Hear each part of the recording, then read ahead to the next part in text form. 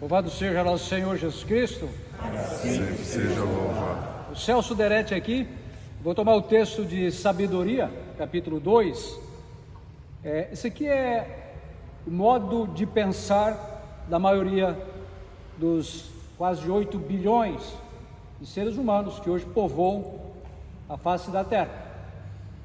Diz assim: dizem com efeito nos seus falsos raciocínios, fala aqui dos ímpios, dos livres pensadores: curta é a nossa vida e cheia de tristezas, para a morte não há remédio algum. Não há notícia de alguém que tenha voltado da região dos mortos. Vinde, portanto, aproveitemo-nos das boas coisas que existem, vivamente gozemos das criaturas durante a nossa juventude, inebriemo-nos de vinhos preciosos e de perfumes, e não deixemos passar a flor da primavera.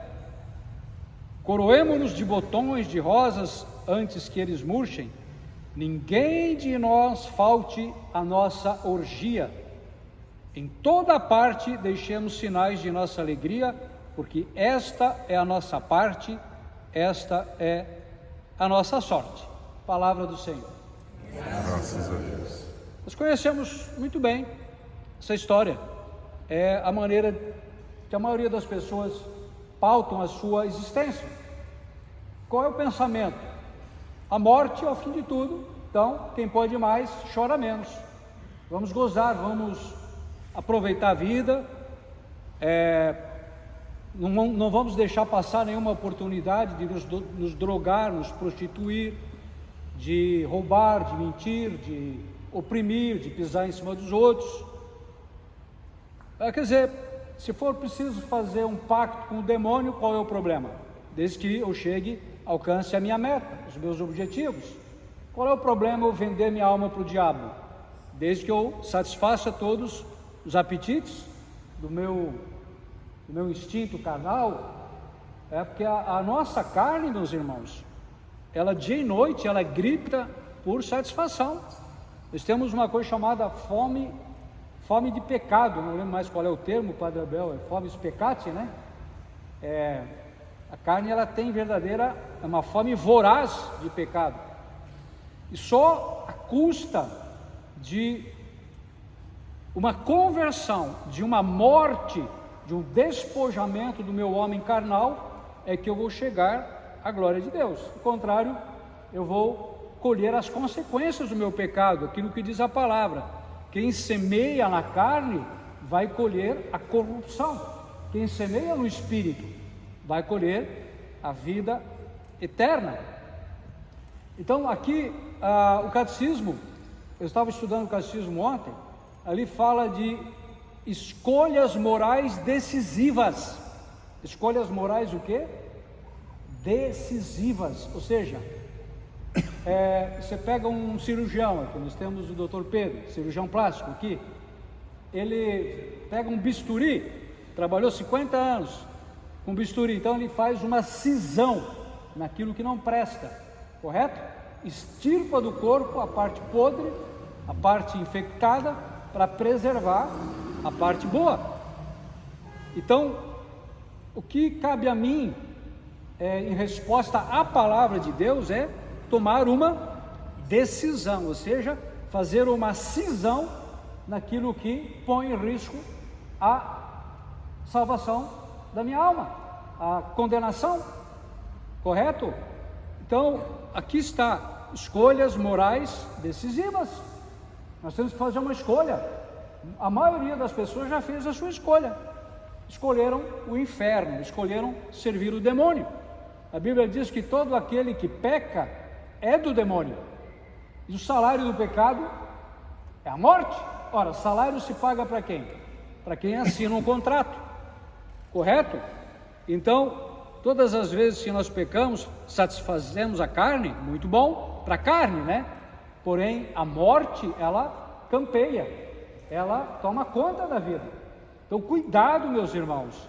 Aqui, cuidado mesmo, porque Jesus revela a algum dos santos que o pecado que mais leva ao inferno é o pecado da carne, é a fornicação, é o adultério, é a traição, é a pornografia, essa praga que hoje alcança crianças de 1, 2 anos livremente, sem controle nenhum.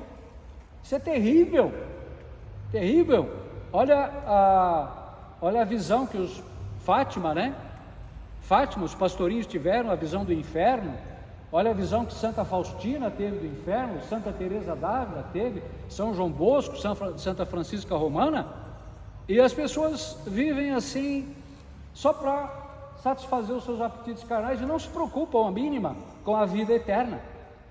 Então hoje tome uma decisão.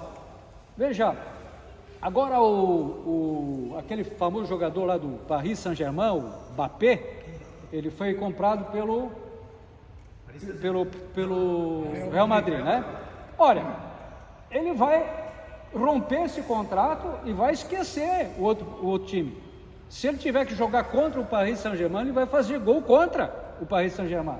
Ele agora está a serviço de um outro time, e ali tem um contrato. Ali ele tem que... O jogador não pode nem andar de moto, está lá no contrato.